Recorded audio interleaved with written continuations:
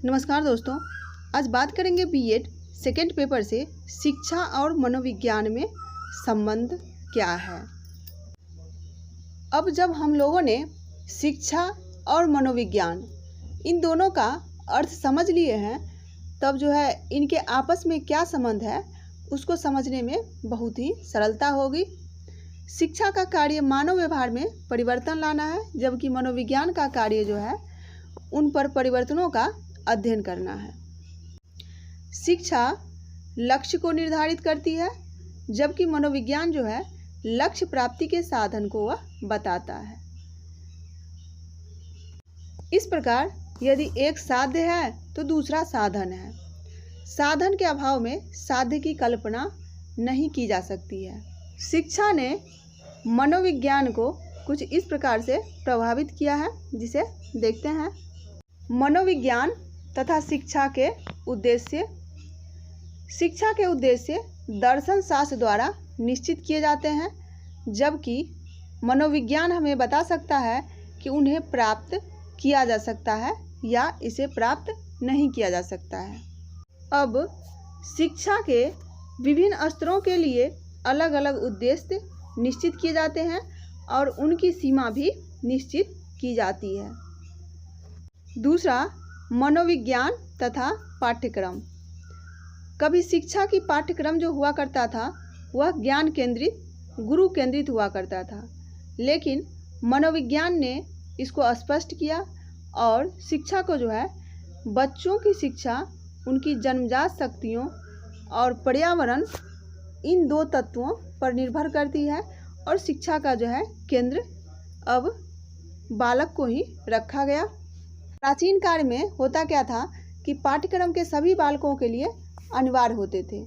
बालक की आयु, रुचि, क्षमता आदि पर जो है बिल्कुल ध्यान नहीं दिया जाता था, लेकिन जब से मनोविज्ञान प्रवेश किया तब से जो है बालक की वास्तविक आयु के स्थान पर उसकी मानसिक आयु को भी रखा जाता है और इस प्रकार से जो है पाठ्यक्रम का निर्माण किया जाता है।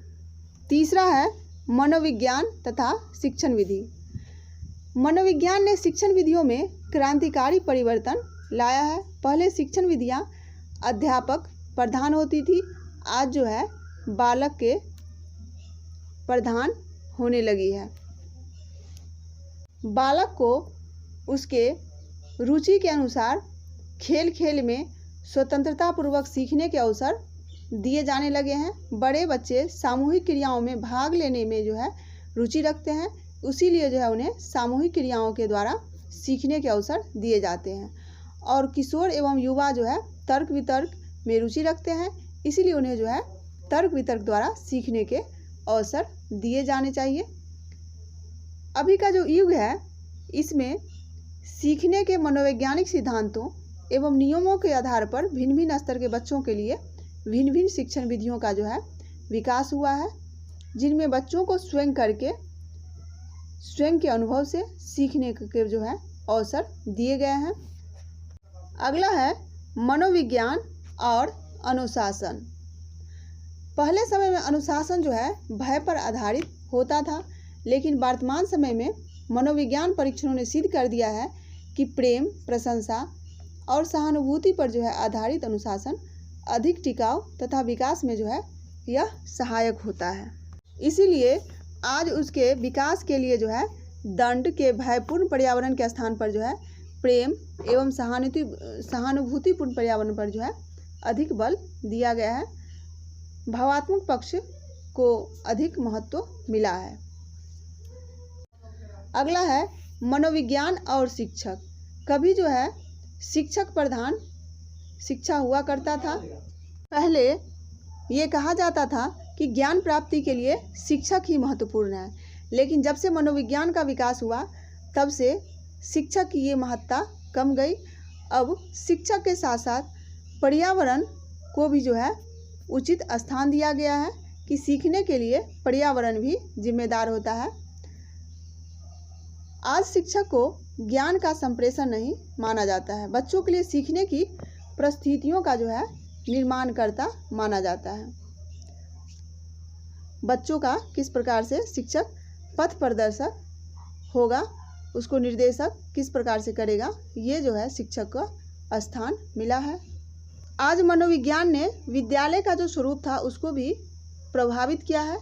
कभी विद्यालय शिक्षकों के द्वारा ज्ञान के संप्रेषण के स्थान माने जाते थे, परंतु मनोविज्ञान के आने से जो है छात्रों द्वारा प्राप्त करने की जो है कार्यशालाओं और प्रयोगशालाओं के रूप में यह बदल दिया गया है। पहले विद्यालय का जो है बहुत ही कठोर दंड दिया जाता था, भयपूर्ण वातावरण हुआ करता था, लेकिन वर्तमान में छात्रों को उसके रुचि के अनुसार शिक्षा दी जाती है, प्रेमपूर्ण और सहानुभूतिपूर्ण के साथ। अगला है मनोविज्ञान तथा मूल्यांकन विधियाँ। बालकों द्वारा अर्जित ज्ञान का मूल्यांकन करने के लिए प्राचीन काल में मौखिक तथा लिखित जो है प्रचलित है।